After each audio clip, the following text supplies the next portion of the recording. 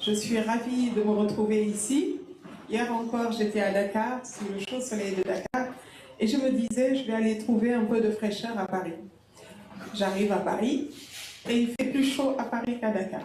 Personnellement, c'est vraiment avec beaucoup de joie, d'honneur. Alors, le thème qui nous occupe aujourd'hui, c'est l'exil dans la littérature afro-caribéenne. Et un thème à la fois très universel et très intime. Parce que quand on parle d'exil, on ne parle pas seulement de géographie, on parle également de cartographie intérieure. Alors, pour traiter de ce sujet on ne peut plus intéressant, je suis entourée de mâles. Wow. Mais comme je suis au centre du panel, j'occupe une place relativement importante. C'est vraiment des humains au sens majuscule, parce que ce sont d'abord des personnalités de communication, de médias, journalistes émérites, de poètes, d'essayistes, enfin bref, tout ce que on peut trouver de plus élevé dans l'intelligentsia. Alors, je vais vous les présenter. Donc, Philomé Robert, il y a Jean Célestin et Djangué, à sa droite. Et à ma gauche, donc, ou à votre droite, Bakary Goudiaby et Serge Ngunga. Voilà. Je vais commencer par une citation d'Amin Malouf. Il dit, Amin Malouf, l'exil ne commence pas avec le départ, il commence avec l'impossibilité de revenir.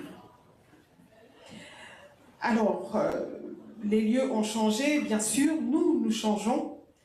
Est-ce que vous vous sentez exilé, chacun d'entre vous, dites-nous, vous sentez-vous en exil? Est-ce qu'on peut parler d'exil lorsque c'est un choix volontaire de partir? Lorsqu'on choisit de partir, on peut se dire exilé? C'est la question par laquelle nous allons commencer. Alors, lequel d'entre vous voudra y répondre? Tiens, tout de suite, Bakary. Est-ce que tu te sens en exil? L'exil, Fatima, c'est vrai que si on a un sociologue, on a des spécialistes, on a aussi des linguistes certainement dans la salle. Quand on prend l'étymologie du mot, on peut ne pas être d'accord sur la composition du mot exil. Alors, à mon sens, hein, comme je disais tout à l'heure, hein, l'étymologie est très controversée. Et donc, du coup, je me considère comme un exilé. Pourquoi? Parce que l'exil, c'est celui qui est pas sur son milieu, enfin, sur ça, on va dire naturel. Allez, on va oser les mots, naturel. Parce que, alors, je vais un peu copier mes amis, mes camarades. Pour moi, un des signes de l'exil aussi, tout à l'heure, Jean Célestin le disait, c'est ce pont, ce trait d'union. Je suis un exilé, on va partir sur des anecdotes. Je vais juste vous interrompre une minute, 10 secondes. Quand tu es intervenu, tu as dit tout de suite, tu n'as pas dit je suis sénégalais, je suis africain, je suis européen. Tu as dit je suis lyonnais. Ça m'a interpellé. Donc, c'est l'exilé lyonnais, sénégalais de Lyon, justement. Alors, donc, merci de m'avoir tendu. Et c'est ce que j'ai essayé, dès les premières pages de mon ouvrage qui s'appelle Le camp courant d'Allah, que j'ai publié en 2012, dire que l'exil pour moi, c'est toute ma vie, en fait, si tu veux. Donc, je disais, Richard Kunzmann, le breton de Plougastel d'Audace, et Bigadiou Samaté, le Diola de la Casamance, étaient copains comme cochons. Une amitié que même le temps ne parvenait pas à éroder. Une amitié que Lugdunum, la capitale des Gaules, la capitale de Lyon, cette ville couchée en chien de fusil, tout en abandonnant ses flancs à la merci des caprices des deux fleuves, du Rhône et de Saône, aux eaux boueuses et tumultueuses, regardait passer sans réellement y prendre garde, comme pour toutes ces choses à la fugacité d'un météore qui traverserait son ciel gris. On est exilé. Parce que toute notre vie nous le rappelle, nous. Tu parlais justement de ton arrivée dans la poésie. C'est la même chose. L'exilé que je suis, avec ses mirages et ses projections, on arrive à Paris, donc boursier de l'État du Sénégal. Tu le mentionnais tout à l'heure, toi aussi, quand tu es arrivé, des influences entre le temps au Sénégal et ici. Alors, pour moi, l'exil, ce n'est pas forcément quelque chose auquel on est contraint. C'est peut être un choix. Sénégalais, je suis né à Dakar. Pourtant, je suis Diola. Et quand je vais en Casamance, je suis considéré comme étranger. Même au sein du Sénégal, au sein de notre pays, je me considère comme exilé. Et ce n'est pas forcé, c'était l'histoire des choses. On écrit en se référant à ce qu'on connaît, à ce qu'on a vécu. On compare les Bérouges, on compare donc la fille qu'on voit, la première fille qu'on rencontre à la sortie de l'aéroport, etc., etc. Chaque instant nous montre que, même si on ne veut pas, même si on ne le veut pas, et c'est le doyen Amadou Kourma, j'en finirai, je laisserai la parole aux camarades pour dire que, il me disait, petit frère, effectivement, nous sommes des exilés, même que par la langue. Et si on essayait, dans ce qu'on va faire, d'introduire ce que nous sommes dans nos créations, et tout à l'heure j'en parlais avec Jean-Célestin en off, Jean-Célestin, pardon, et quand il écrit « Allah n'est pas obligé », c'était à lui sa manière. Quand il fallait jurer les Gamefa, Foro, tout ça, c'est pour montrer qu'on a cette chance-là de ce que Senghor nous invitait au rendez-vous du donner et du recevoir. Nous, on est là. On est en train de donner, mais également on prend. Maintenant, aux autres, de recevoir et aussi avoir envie de donner, pour qu'on ne soit pas dans les extrêmes que Fatima n'aime pas.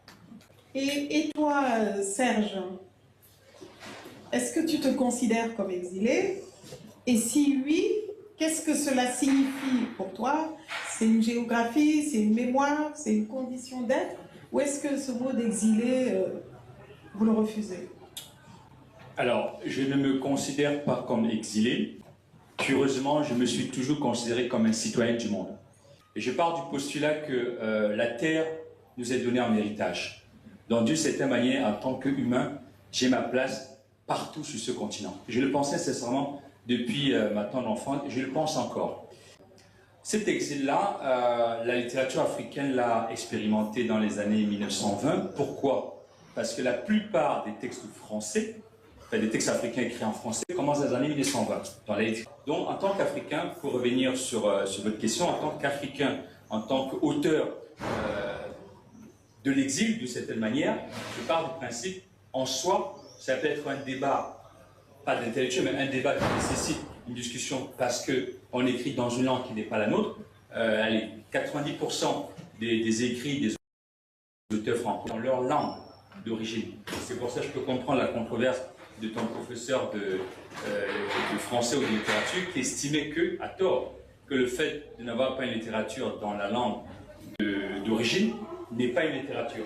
Mais en même temps, on sait que toutes les langues du monde permettent d'écrire en fonction de sa sensibilité. Ce n'est pas parce que je vais écrire en Bamoun, en Douala, que je serai plus africain que d'écrire en anglais. Bon, encore que c'est des débats. Donc oui, je me considère comme un auteur, non pas de l'exil, mais un auteur citoyen du monde qui peut avoir un regard d'exilé, parce qu'à un moment donné, la notion d'exil incombe à chaque citoyen de ce monde. Il lui appartient, en fonction de son origine, de s'approprier ces éléments de son origine, mais surtout d'avoir la capacité d'adaptation et même de transformation du réel dans lequel il s'insère de nouveau. Merci. Tu as posé la question tout à l'heure de savoir à quel moment on a exilé. Est-ce que c'est à partir du moment où on part? Et alors, pour l'anecdote encore, moi je suis parti travailler un matin et je me suis retrouvé réfugié d'abord à l'ambassade de France à Port-au-Prince, où j'ai passé 10 jours et l'ambassade m'a exfiltré à Paris. Et à partir du moment où j'ai pris refuge à l'ambassade, l'exil a commencé à ce moment-là précisément. En ce qui me concerne, sans raconter ma vie personnelle, je pense que je ne suis jamais vraiment parti de chez moi. Et même si entre-temps j'ai eu à vivre 1000 vies et que je continue à vivre d'ailleurs, là n'est pas la question, mais le fait de traîner après soi ce voyage forcé, ce départ forcé qui a fini par se transformer, me fait dire au final que l'exil ne m'a jamais vraiment quitté, même s'il a fallu le transformer en autre chose. Aujourd'hui, ce que je peux dire, en gros, en forme de témoignage, c'est que quand finalement on est arraché de chez soi, on a beau se sentir citoyen du monde, heureusement, moi je me sens haïtien, oui, mais caribéen fortement et africain aussi, depuis que j'ai découvert l'Afrique il y a quelques années, d'où d'ailleurs j'ai pu écrire mon premier roman, Vagabondage éphémère, dont une partie de l'histoire se déroule au Sénégal d'ailleurs.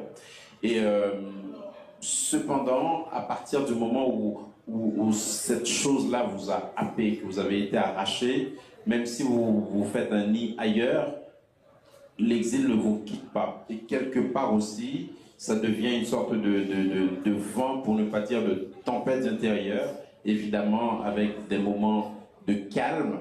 Néanmoins, on se sent toujours exilé sans forcément se sentir étranger. Il ne s'agit pas de se sortir soi-même du milieu qui vous a accueilli, mais il s'agit d'accepter l'idée de départ, la situation de départ comme étant un état de fait. L'exil est un état de fait. Et je pense qu'il faut arriver à l'embrasser et à pouvoir le vivre dans toute cette contorsion, parce que c'est un état multiple. Mais à mon avis, ça ne vous quitte jamais.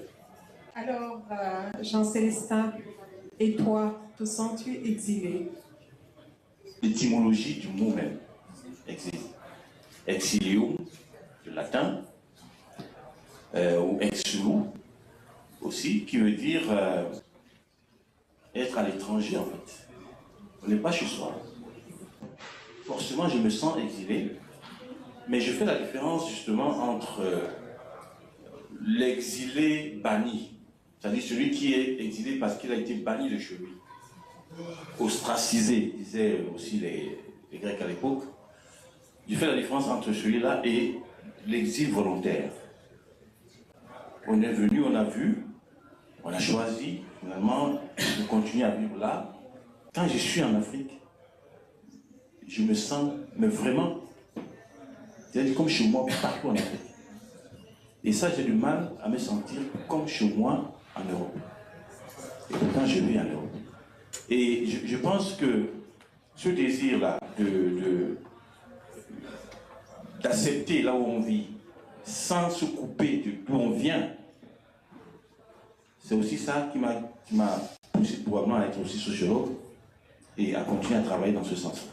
Alors, est-ce que vous diriez que vous soyez originaire d'Afrique ou d'Haïti, d'ailleurs, qu'il y a un lien ombilical entre cette terre d'Afrique et là d'où vous écrivez aujourd'hui? Au bout du compte, et quand il est question d'exil et en lien avec nos terres afro-caribéennes, il y a quelques références comme ça, pour moi, qui font autorité. Je pense par exemple à un texte, c'est Caïdan Retour au pays natal, d'Aimé Césaire, où il dit, avec toute la verve que la littérature permet, ce que c'est que de ne pas être chez soi, de se retrouver arraché et de quand même continuer à vivre ce chez soi. Alors, Serge. Pour ce qui me concerne, le lien, on peut difficilement le couper. Alors, c'est un postulat. Je pars du principe que nous, Africains, peuple d'Afrique, j'ai même envie de dire peuple de l'humanité, nous devons être rattachés à la source. Et c'est pour ça que je considère, de mon point de vue, que la littérature, puisqu'on parle de littérature africaine et caribéenne, les racines africaines constituent la serre nourricière. Et ce sont ces racines-là qui donnent suffisamment d'éléments pour écrire, suffisamment de sédiments, suffisamment d'aliments pour que ce tronc qui est notre façon d'être dans le monde permette à nos arbres d'aller un peu partout dans le monde. Alors Bakary, est-ce que ce lien ombilical, bon, ça va être redondant, mais dites-le nous avec vos mots poétiques. On n'a pas coupé le cordon, mais on n'est plus des Africains. On n'aurait pas écrit, moi je sais que je n'aurais pas écrit ça si j'étais en Afrique. C'était ma prochaine question. Hein. Ah, pardon. Tu es en train de me marcher sur la langue. Excuse-moi. Donc je fais comme si j'ai... Non mais continue et après les autres vont rebondir là-dessus. C'est parce que, voilà, c'est parce qu'on ne s'invente pas en fait. Moi je pars du... Parce que ceux qui ont lu, les gens qui me connaissent, qui ont lu le livre, ils viennent et me disent, mais Bakary, en fait, quand on fait attention, tu as raconté un peu des choses que tu as vécues. L'exil choisi. Aujourd'hui, on est dans l'exil choisi. Donc, c'est pour ça, les auteurs que tu as cités, Serge, je suis d'accord avec toi. Mais je pars du principe qu'ils n'auraient pas pu écrire ça s'ils étaient encore dans le pays d'origine. Et moi, en tout cas, ce que moi j'écris me rappelle, comme on l'a dit ici, hein, me rappelle, en tout cas, c'est ça mon lien ombilical avec la terre que j'ai connue. Je donne juste un exemple. Au niveau professionnel, on a lié des partenariats avec la Mauritanie. On invite nos amis mauritaniens et puis on essaie de recréer une ambiance mauritanienne à Lyon. Et il y avait des témoignages qu'on est en train de faire.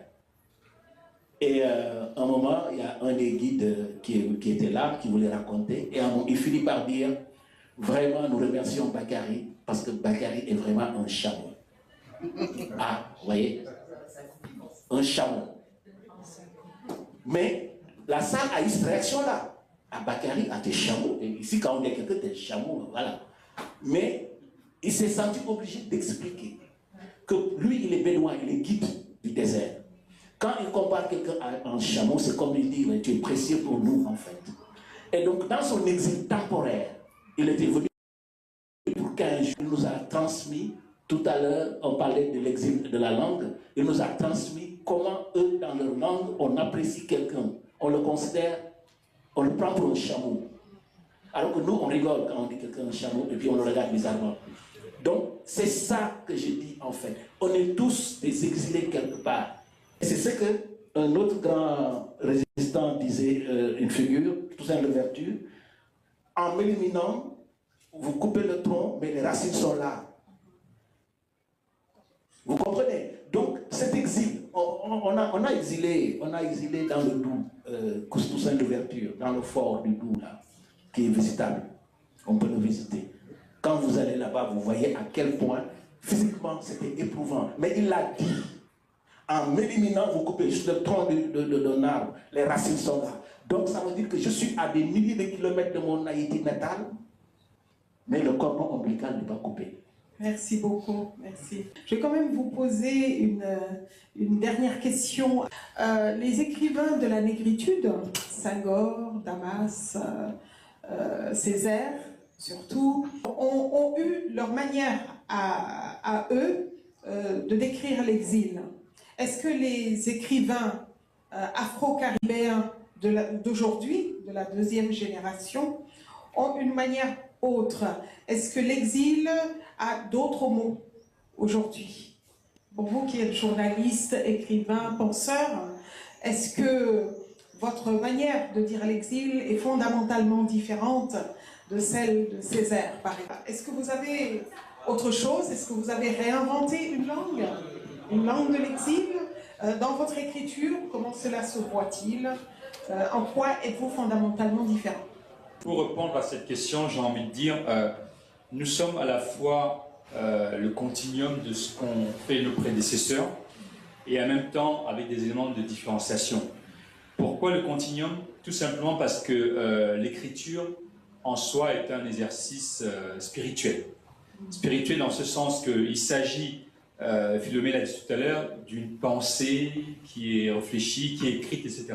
Ça veut dire que voilà, on prend une certaine distance pour dire le réel, pour dire le monde. Nos aînés l'ont fait avec la réalité de leur époque, avec les éléments qu'ils avaient.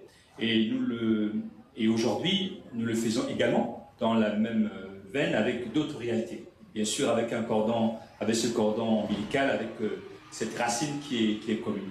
Mais ce qui va changer pour nous par rapport aux autres, c'est qu'aujourd'hui, au XXIe siècle, nous avons un certain nombre d'États, un certain nombre d'éléments qui nous s'opposent, qui est totalement différent des années 1920-1940. Pour moi, oui, cette littérature, je ne dirais pas de l'exil, mais cette littérature contemporaine africaine, elle se nourrit de nouveaux éléments, de la mondialisation, du combat que nous avons modestement contre l'intelligence artificielle, contre une prolifération des personnes dans les réseaux sociaux qui donnent le sentiment d'écrire parce qu'ils ont 10 000, 15 000, 20 000 followers, qui un peu dénature la fonction, la mission de l'écrivain. Donc à nous, dans ce mouvement-là, de continuer à faire œuvre d'inspiration, de qualité, de guide, pour que cette littérature africaine soit toujours riche et se nourrisse de ce que nos anciens ont toujours su faire. Alors, Bakary, tu peux répondre à la même question? Mais également, on a eu cette chance d'avoir croisé dans notre petit parcours des grands intellectuels. Je parlais de Cheikh Anta Diop, qui venait dans nos collèges, etc., faire des conférences. En fait, on était sous influence de ces écrivains-là, de ces scientifiques-là, de ces intellectuels-là, mais également du combat de l'époque. Moi, je me rappelle que les écritures que j'ai eu à faire, si je les retombe dessus, c'était surtout sur la discrimination, ou en tout cas la politique d'apartheid en Afrique du Sud. Et je suis venu à l'écriture par réflexion. Et j'ai trouvé qu'effectivement, comme mes camarades m'ont dit, c'est intéressant d'écrire. On écrit finalement, moi en tout cas j'écris pour moi, mais c'est devenu une écriture pour les autres. Parce que en lisant, d'autres sont reconnus, etc., ont compris, ou en tout cas ont vécu à leur manière aussi, chacun a son drame et son cas personnel. Et ça, c'était pour le côté roman. Et pour le côté poésie, c'est au bonheur de la chance. J'ai eu la chance, un jour, j'ai été envoyé par le président Abdoulaye Wade, pour ne pas le nommer, parce qu'il avait demandé, il avait écrit directement à Césaire pour lui faire un hommage, donc la diaspora, etc. Césaire avait refusé par fidélité à Senghor, parce qu'il lui a dit: vous êtes l'opposant historique de mon frère, grand frère Senghor, je ne peux pas accepter mon prix de vous. Alors c'était un enjeu pour le président Wade. Par le biais d'un de ses ministres, il me demande d'aller. Et à l'époque, il y avait Serge Billet, qui était à la Martinique, journaliste d'origine ivoirienne. Et moi, j'appelle Serge, je dis: écoute, il me dit non. Il me dit non, je ne suis pas dans ça, Bakary. Moi, ici, on respecte trop le vieux pour lui mêler dans cette histoire-là. J'étais parti pour faire 3 semaines, je suis resté 2 ans auprès de Césaire. Et voilà comment, un jour, quand j'étais allé lui dire au revoir, Césaire me fait une dédicace. Il me dit: mon petit ami, comme il m'appelle souvent, je t'autorise à utiliser cette dédicace publiquement, à condition que tu écris un recueil de poésie. Voilà, vous voyez, donc c'est pas moi qui dis je vais écrire, aussi bien le roman ou la poésie. J'avais envie justement d'utiliser cet héritage que je considère comme héritage de Césaire qui m'a donné. Et d'ailleurs, c'est la préface du premier recueil de poésie que j'ai eu à connaître. Donc c'est pour dire que je suis rentré par infraction. C'est pas comme mes illustres camarades qui ont décidé. Moi, je suis venu là, mais j'ai trouvé. Et comme l'appétit vient en mangeant, et l'écriture vient en écrivant, j'ai écrit. Il y a d'autres questions. Bakary, est-ce que tu souhaites répondre à une question ou tu veux que je t'en assigne une avec autorité? Je vais finir sur penser dans sa langue et écrire dans la langue. Je vais vous lire juste un petit passage. Et puis, les Sénégalais et les Sénégalais essaient de deviner ce que ça veut dire en Wolof. C'est la première phrase que vous dites. À chaque moment que non, d'envisager dans la perspective de sa survie propre et celle des siens, la trouvaille expédiente qui lui permettrait de mener à bon port son bébé en califourchon sur le dos. Et en Wolof, on dit le kolo xam boote doom. C'est facile à traduire. Le kolo xam boote doom. Tout le monde doit apprendre le Wolof. Parce que pourquoi j'étais frustré. Juste, j'ai fini avec cette anecdote. Quand on était étudiant, vous savez, on avait des soirées entre nous, entre étudiants exilés. Et on se racontait des histoires. Et quand on racontait en langue, on se pliait en deux de rire. On avait une copine blanche, on voulait nous faire plaisir. Mes amis me demandaient de traduire, je refusais, parce que j'aime bien raconter, je refusais. J'ai dit qu'on va les frustrer, et moi je vais les frustrer. Parce que nous avons, en Wolof, on raconte des histoires qu'on ne termine pas. Et parce qu'on ne termine pas, elles sont plus drôles. Vrai ou pas? Alors que dans la langue française, voilà pourquoi ce que vous dites français, c'est plus cool. Je vais vous prendre au mot. Ne terminons pas l'histoire. Laissons-la en suspens.